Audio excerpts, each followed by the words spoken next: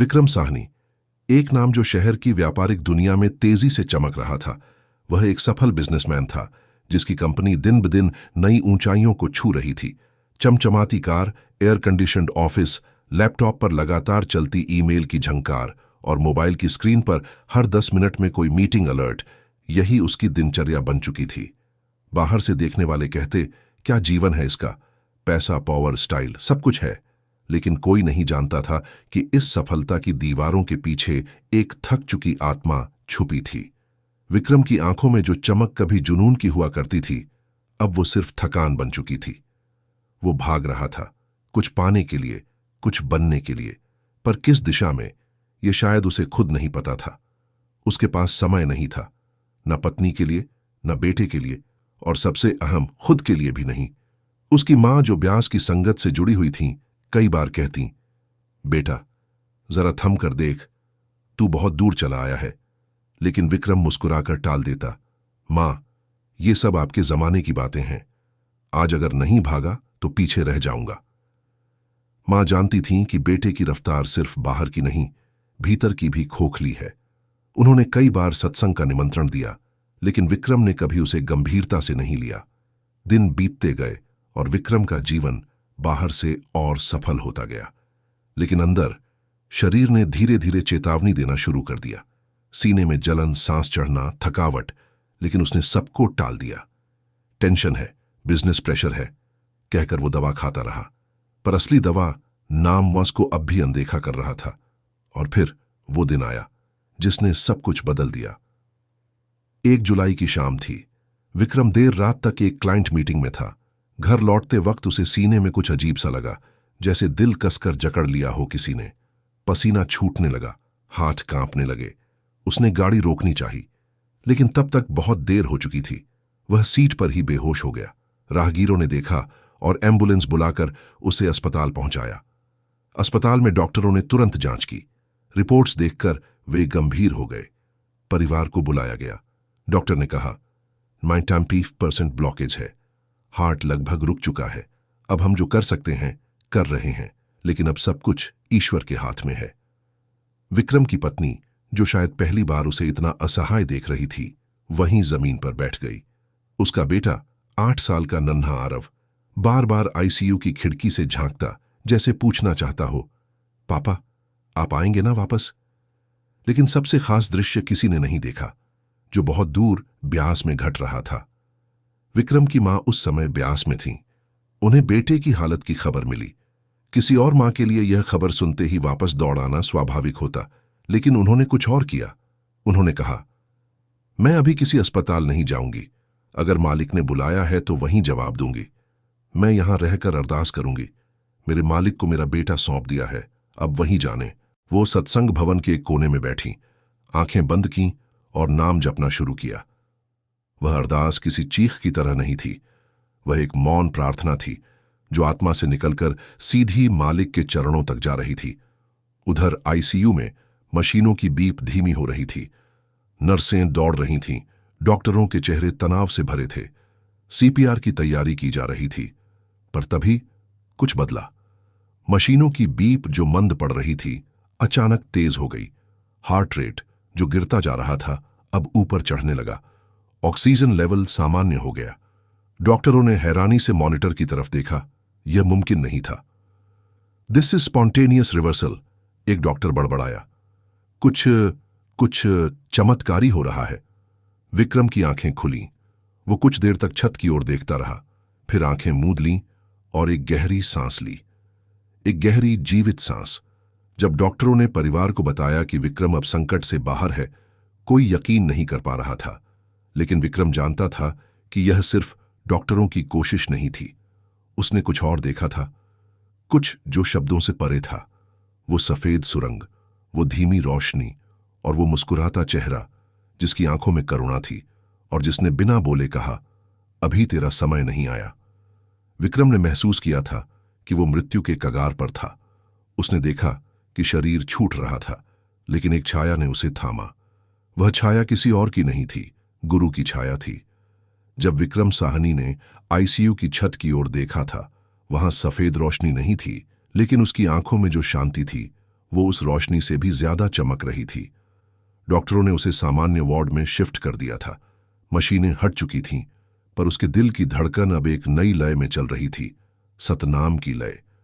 अगली सुबह जब उसकी मां ब्यास से लौटकर अस्पताल पहुंची तो उसने अपने बेटे के माथे पर हाथ रखा और कहा, तू बचा नहीं है, तू वापस भेजा गया है।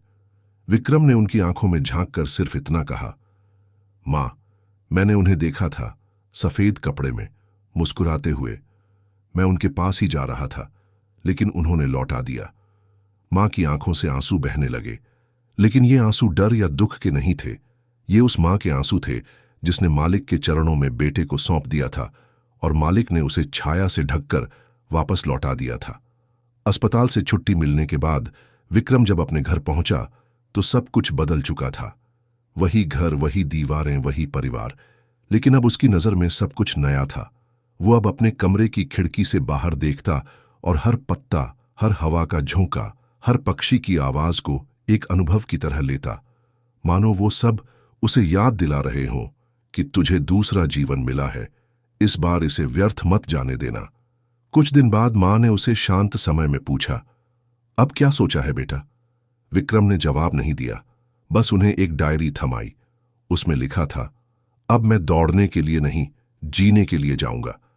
अब मालिक की छाया में रहना है, वही मेरी दवा है, वही मेरी दिशा है। विक्रम ने अपने बिजनेस को धीरे धीरे अपने भाई के हवाले कर दिया। अब उसका दिन सुबह जल्दी उठने से शुरू होता था। वह अपने कमरे में एक कोना बनवाता था, जहां बाबा जी की तस्वीर, अगरबत्ती और एक छोटा दीपक होता। वहीं बैठकर वो हर सुबह सुमिरन करता। अब उसे किसी घड़ी की जरूरत नहीं थी। हर दिन की शुरुआत और अंत एक नाम से होने लगा था। पहली बार उसने अपने बेटे के साथ पार्क में वक्त बिताया। आरव उसके पास बैठकर कहता, पापा, अब आप पहले जैसे नहीं हो। विक्रम मुस्कुराता और कहता, पहले तो मैं था ही नहीं बेटा, मैं तो बस दौड़ रहा था। अब जो हूं वो तेरे बाबा जी की दी हुई दूसरी जिंदगी है। वो दिन भी आया जब विक्रम पहली बार ब्यास गया सेवा करने। मां ने कहा, अब तू तैयार है। और सच में अब विक्रम तैयार था। वह उस मिट्टी को छूना चाहता था जहां उसकी मां ने बेटे की जान मांगी थी, जहां वो खुद भी आभास रूप में गया था और लौटा था। ब्यास की बस यात्रा में विक्रम ने कुछ नहीं बोला। वह चुपचाप खिड़की से बाहर देखता रहा, जैसे हर पेड़, हर गांव, हर खेत उसे यही कह रहा हो, अब तू सही रास्ते पर है। जैसे ही वह ब्यास पहुंचा, उसके कदम थम गए। उसे एहसास हुआ वह जमीन कुछ और ही है। वहां कुछ कंपन था, कुछ अनकहा सा आकर्षण, जैसे आत्मा अपने स्रोत से जुड़ गई हो।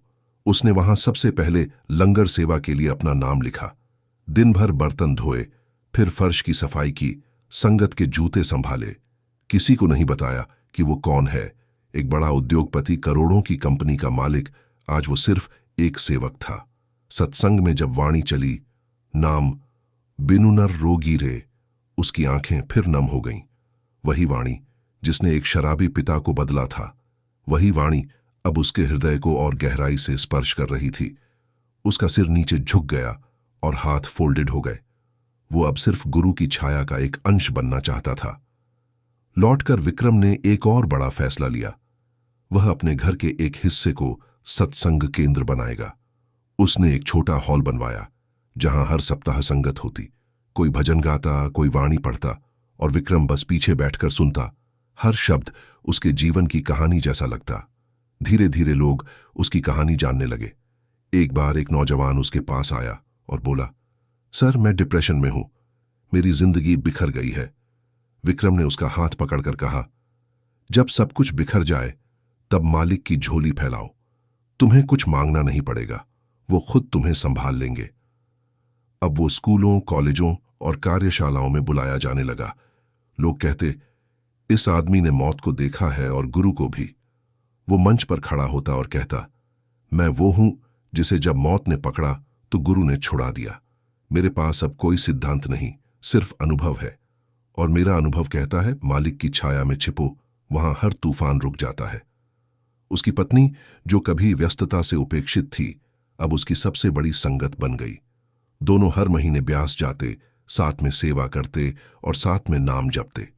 उनका रिश्ता अब सिर्फ पति पत्नी का नहीं रहा। वे अब साधक और सहसंगत थे। एक दिन विक्रम ने अपने बेटे से कहा, बेटा, ये जीवन दोबारा मिला है और जो चीज दोबारा मिलती है वो सिर्फ हमारी नहीं होती, वो सेवा के लिए होती है। आरव ने पूछा, पापा, आप अब क्या बनना चाहते हैं? विक्रम ने कहा, मालिक का जरिया। आज विक्रम के घर की दीवारों पर पहले की तरह महंगे कैलेंडर या टारगेट शेड्यूल नहीं टंगे हैं। वहां सत्संग के समय सेवा की लिस्ट और वाणियों के पोस्टर हैं। वहां अब मशीनों की बीप नहीं गूंजती, वहां नाम की धुन गूंजती है।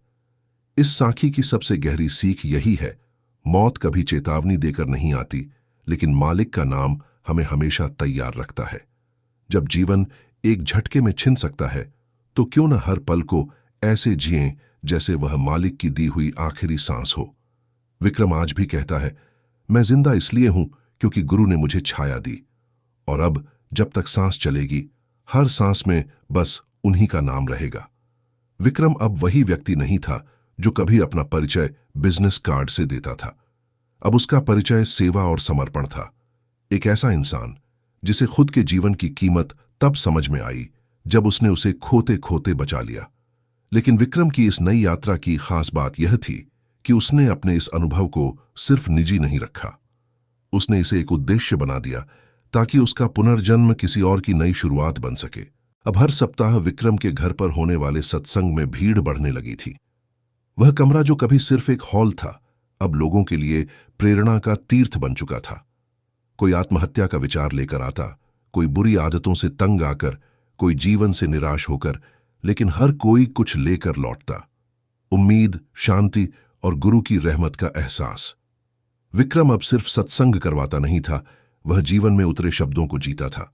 वह हर सुबह उठकर संगत के साथ सुमिरन करता, फिर सेवा की योजना बनाता। उसने आसपास के गांवों में घूम घूम कर सेवा के शिविर लगाए, किसी जगह निशुल्क भोजन वितरण, कहीं वाणी के प्रचार हेतु पुस्तक दान, तो कहीं नाम जप सत्रों का आयोजन। हर जगह वो यही कहता, मैं मालिक की कृपा का उदाहरण हूं और तुम सब उसके पात्र हो, फर्क सिर्फ श्रद्धा का है। उसकी पत्नी और बेटा पूरी तरह इस यात्रा में उसके साथ थे। पत्नी, जो पहले पति के समय की मोहताज थी, अब विक्रम के साथ सेवा की साथी बन चुकी थी। बेटा आरव, जो कभी पिता से डरा करता था, अब उन्हें गुरु भाई की तरह सम्मान देता था। वो अपने स्कूल में सत्संग की कहानियां सुनाता और कहता, मेरे पापा ने मौत देखी है और मालिक को भी,